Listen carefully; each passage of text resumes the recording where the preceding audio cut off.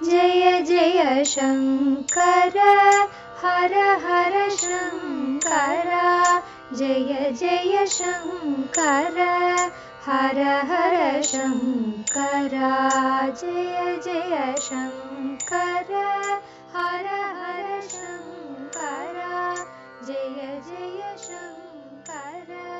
குரு தெய்வத்தின் குரல் 6ஆம் பாகம். உபதேசகராகிய தேசிகர். அன்னை தந்தையர் பெருமை. இப்படி சொன்னதால் அம்மா அப்பா உபயோகமில்லை என்று தள்ளிவிடக்கூடாது. முதலில் அவர்களை சொல்லி தேவோ பவ என்று அப்புறம்தான் வேதம் ஆச்சாரிய தேவோ பவ சொல்கிறது. பின்குறிப்பு: தைத்திரியோபனிஷத் சீக்ஷாவல்லி 1.11.2. இன்னொன்று கூட, அம்மா அப்பாவும் முதலில் ஒவ்வொரு விதத்தில் குருமார்களாக இருந்துதான் உபநயனத்தின் போது குரு என்றே சொல்லப்படுபவரிடம் பிள்ளையை ஒப்படைக்கிறார்கள். அதை பற்றி கொஞ்சம் சொல்ல வேண்டும். ஆச்சாரியவான் என்று ஒரு வார்த்தை உண்டு. நல்லாசிரியனை உடைய சச்சிஷ்யன் என்று அதற்கு அர்த்தம். ஆச்சாரியவான் புருஷோ வேத என்று சாந்தோக்கியத்தில் இருக்கிறது. பின்குறிப்பு 6.14.2. நல்லாசானை உடைத்தாயுள்ள மனிதனே ஞானம் அடைகிறான் என்று அர்த்தம். ஆச்சாரியவான் என்ற இந்த வார்த்தைக்கு முன்னாடி மாத்ருமான் பித்ருமான் என்ற 2 வார்த்தையையும் போட்டு பிருகதாரண்யத்தில் மந்திரங்கள் இருக்கின்றன. பின்குறிப்பு 4.1.2 முதலியன. யாக்ஞவல்க்ய மகர்ஷியிடம் ஜனகர் தமக்கு பல குருமார்கள் செய்த உபதேசங்களை ஒவ்வொன்றாக சொல்லிக் கொண்டு போகிறார்.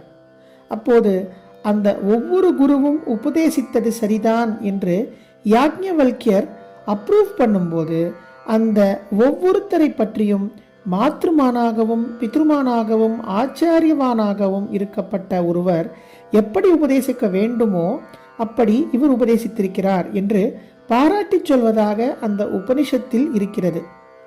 இதற்கு ஆச்சாரியால் ஒரு தாயாரால் சரியானபடி புத்திமதி கற்பிக்கப்படுபவனே மாத்ருமான் என்றும், அப்படி குழந்தையாய் இருக்கும் போது தாயார் செய்த பிறகு கொஞ்சம் விவரம் தெரிகிற சமயத்தில் தகப்பனாரால் அதே போல் நல்ல வழியில் செலுத்தப்படுபவன் பித்ருமான் என்றும், அதற்கு பிறகு உபநயனத்திலிருந்து குருகுலவாசம் முடியும் வரை ஆச்சாரியரால் நல்ல வழி கற்பிக்கப்படுபவனே ஆச்சாரியவான் என்றும் பாஷ்யம் செய்திருக்கிறார்.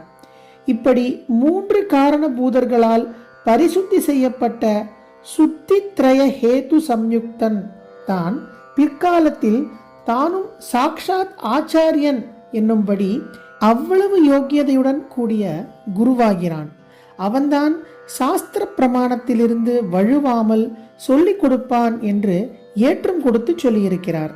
ஆக 8 வயசில் குருகுலவாசத்தில் சேர்க்கிறதற்கு முந்தியே ரொம்ப பிஞ்சாக இருக்கிற குழந்தையை நயமாகவும் பயமாகவும் நல்ல வழியில் நடத்தும் ஆச்சாரிய பொறுப்பை தாய் தந்தையர்களும் வகிக்கிறார்கள். இதுவே பிருகதாரண்யகத்தில் லேசாக காட்டப்பட்டு ஆச்சாரியால் பிரகாசம் பண்ணி எடுத்துச் சொல்லியுள்ள விஷயம். கடோபனிஷத்தில் இதைவிடவும் லேசாக ஹிண்ட் பண்ணுவதாக மட்டும் இந்த விஷயம் வருகிறது.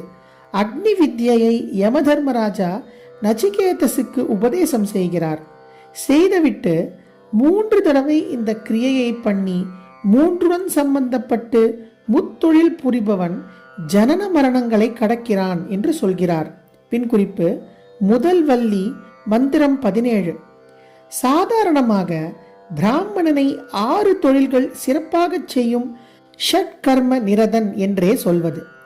திருவள்ளுவர் போன்றவர்களும் அறுதொழிலோர் என்று சொல்லியிருக்கிறார்கள்.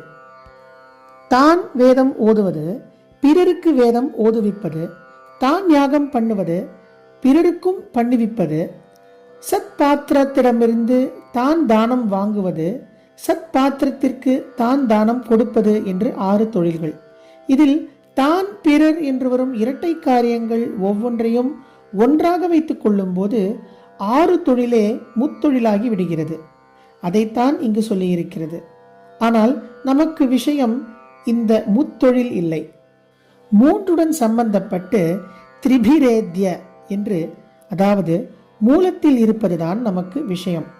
யமன் உபதேசித்த அக்னி காரியத்தை எந்த மூன்றுடன் சம்பந்தப்பட்டவன் 3 தடவை பண்ணி ஷட்கர்ம நிரதனாயிருந்து ஜனன மரணங்களை கடக்கிறான்? வெறுமே 3 என்று சொல்லி உபனிஷத் விட்டிருக்கிறது. இதற்கு பாஷ்யம் பண்ணும்போது ஆச்சாரியால் மாதா பிதா ஆச்சாரியன் ஆகிய 3 பேருடனும் சம்பந்தப்பட்டு, அதாவது அந்த 3 பேராலும் நல்ல வழி கற்பிக்கப்பட்டு என்பதுதான் திரிபிரேத்ய என்று தெளிவுபடுத்தியிருக்கிறார். சான்றாக மாத்ருமான் பித்ருமான் ஆச்சாரியவான் என்று பிருகதாரண்யத்தில் வருவதையும் காட்டியிருக்கிறார். வேற 2 3களையும் சொல்லி யமன் சொல்வது அதுவாகவும் இருக்கலாம் என்கிறார். ஆனால் முதலில் அவர் சொல்வது தாய் தந்தை குரு 3 பேராலும் நல்வழி கற்பிக்கப்படுவதை தான். எதற்கு சொல்ல வந்தேன் என்றால், அம்மா சரணமில்லை, அப்பா சரணமில்லை, குருதான் சரணம் என்று ஆச்சாரியால் சொல்கிறார் என்பதால் நாம் குருவுக்கு சரணாகதி பண்ணாவிட்டாலும் அம்மா அப்பாவை கழித்து கட்டுவதையாவது பண்ணிவிடலாம் என்று யாரும் புறப்படாமல் இருப்பதற்குத்தான். ஏற்கனவே லோகத்தில் மாத்ருபக்தி பித்ருபக்திகள் ரொம்பவும் க்ஷீணமாகி விட்டிருக்கிறது. ஜெனரேஷன் கேப் அது இது என்று சமாதானமும் சொல்லியாகிறது. இந்த நிலைமையில் ஆச்சாரியால் சொன்னதில் நாமும் ஒன்றையாவது செய்ததாக இருக்கட்டும் என்று யாராவது அம்மா அப்பாவை கழித்து கட்ட அவர் வாக்கை ஆதாரமாக எடுத்து கொண்டு விடப் போகிறார்களே என்பதற்காக சொன்னேன். ஆத்மலோகத்தில் கை தூக்கிவிட அம்மா அப்பாவிடம் முட்டிக்கொண்டு பிரயோஜனமில்லை என்ற அர்த்தத்தில் அவர் சொன்னதை இந்த லோக விஷயமாக பண்ணிக்கொண்டால் அது அடியோடு தப்பாகிவிடும். தாய் தந்தையிடம் என்னாலும் பக்தி விசுவாசம் நன்றிகளோடு தான் இருக்க வேண்டும்.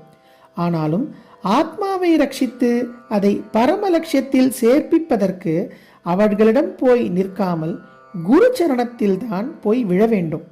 ஷரீரத்தை வளர்ப்பதையே அம்மா அப்பா முக்கியமாக பண்ணி கொஞ்சம் நல்ல வழியும் சொல்லிக் கொடுப்பார்கள். நல்ல வழியே சொல்லிக் கொடுப்பவர் ஆத்மாவையே கவனித்து அதற்கான நல்ல வழியே சொல்லிக் கொடுப்பவர் ஆச்சாரியன்தான்.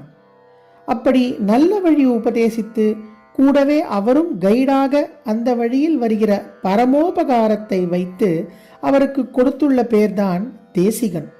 அப்பா அம்மா நமக்காக எத்தனையோ செய்தாலும் நம் ஆத்ம விஷயத்தில் அவர்களுடைய ஆசாபாசத்தினால் நம்மையும் திசை தவறுமாறு கூட பண்ணுவதாகவே நிறைய பார்க்கிறோம். கல்யாணம் பண்ணி கொள்வதில்லை, சந்நியாசம் வாங்கி கொள்ள வேண்டும் என்று தங்கள் சந்ததி இருந்தால் அவர்களுக்கு ஏற்பதே இல்லை.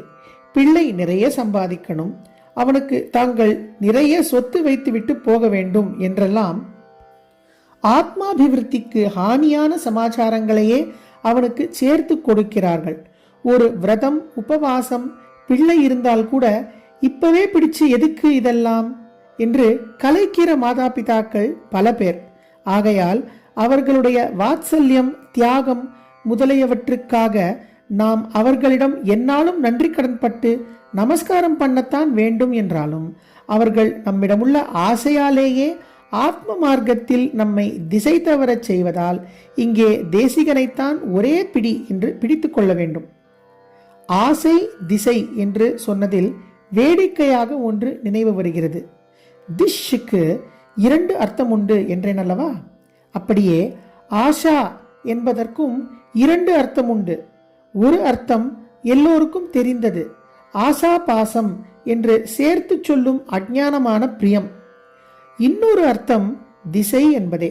ஆஷா என்றால் திசை என்றும் அர்த்தம். இதை வைத்து ராஜகவியான போஜன் ராமாயண சம்பூவில் ஒரு சிலேடை பண்ணியிருக்கிறான். அகஸ்திய மகர்ஷி ஹிமயமலையிலிருந்து தெற்கு திசைக்கு வந்து அங்கேயே நித்தியவாசம் செய்வது தெரிந்திருக்கலாம். இதை பற்றி சொல்லும் போஜன் அபாஸ்த சமஸ்தாசம் அபியுபகத தட்சிணாசம் என்று சிலேடை செய்கிறான். எல்லா ஆசைகளையும் துறந்தவராயினும் அகஸ்தியர் தட்சிண ஆசையை அடைந்தார் என்கிறான். தட்சிண ஆசை எனும் இடத்தில் ஆசை என்றால் திசை என்று அர்த்தம். ஒரு பிராமணன் ஏதோ வைதிக காரியம் பண்ணினானாம். பண்ணி வைத்த வைத்தியர் சும்மா சும்மா தட்சிணை தட்சிணை என்று பிடுங்கி எடுத்தாராம். பிராமணனுக்கு கோபம் வந்ததாம். தாட்சண்யம் காட்டணும் தாட்சிண்யம் காட்டணும் என்று வாத்தியார் சிலேடை பண்ணினாராம். தாட்சிண்யம் என்பதை தட்சிணை கொடுக்கும் குணம் என்றும் அர்த்தம் செய்யலாம். அப்படித்தான் அவர் ஸ்லேடை செய்தது. அதை ரசித்து பிராமணன் மறுபடி தட்சிணை கொடுத்தானாம். ஆனால் அதற்கப்புறமும் வாத்தியார் பிடிக்கு பிடி கேட்டுக்கொண்டே போன போது பொறுக்க முடியாமல், உம்ம தட்சிணை ஆசைக்கு முடிவே இல்லையா என்றானாம். எப்படி முடிவிருக்கும்? ஆனானப்பட்ட அகஸ்தியரே தட்சிணாசாவில் முடிவில்லாமல் இருக்கிறாரே, சிரஞ்சீவியா இருக்கிறாரே என்று வாத்தியார் மறுபடி ஸ்லேடை பண்ணினார் என்று கதை. ஸ்வய ஆசா பாசம் உள்ளவர்களால் ஆத்ம மார்க்கத்தில் ஆசை திசை காட்ட முடியாது. திசை காட்டவே ஏற்பட்ட தேசிகன்தான் அதை செய்ய முடியும். அம்மா அப்பா காட்டும் பிரியத்திற்கு, அவர்கள் செய்யும் தியாகத்திற்கு குறைச்சல் இல்லாமல் சிஷ்யனிடம் அவரும் ஸ்வய கலப்பில்லாத பிரியம் காட்டுகிறார், தியாகம் பண்ணுகிறார். ஜெய ஜெய சங்கர, ஹரஹர சங்கர, மகாபிரியவா சரணம். जय जय शङ्कर हर हर शङ्कर, जय जय शङ्कर हर हर शङ्कर, जय जय शङ्कर.